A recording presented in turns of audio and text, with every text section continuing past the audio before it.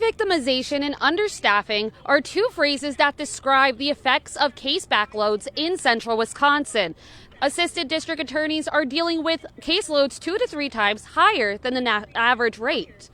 In March of 2020, court cases were delayed due to shutdowns, and eventually most court proceedings came to a halt. We were able to do some Zoom appearances and continue with some of the appearances, but any of the in-person hearings or jury trials weren't able to happen. And so there's definitely a backlog of cases moving through the system. For just over a year, the Marathon County District Attorney's Office wasn't able to try cases at the same rate. Some of our attorneys are handling upwards of 500, 600 open cases at any given time. Nearly 2 to 3 times the workload an assistant district attorney would see in a year. In Portage County, the district attorney says the workload is making it harder to find attorneys. Right now, there's 15 open assistant district attorneys in the offices statewide.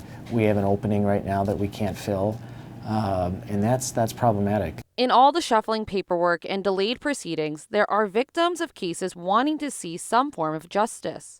Other sexual assault victims, for example, they wanted the matter to get over, right?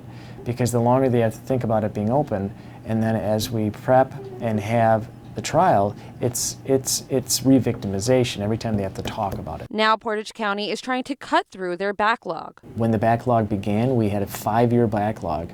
That was as of September of 2020, based on a metric of 1 trial a month. That metric has changed now, where we're trying to do multiple trials in different branches during the week. The courts are saying they are trying to cut through their backloads, but they are still trying to do their job correctly. In Wausau, Adriana Daniel, News 9, WAOW.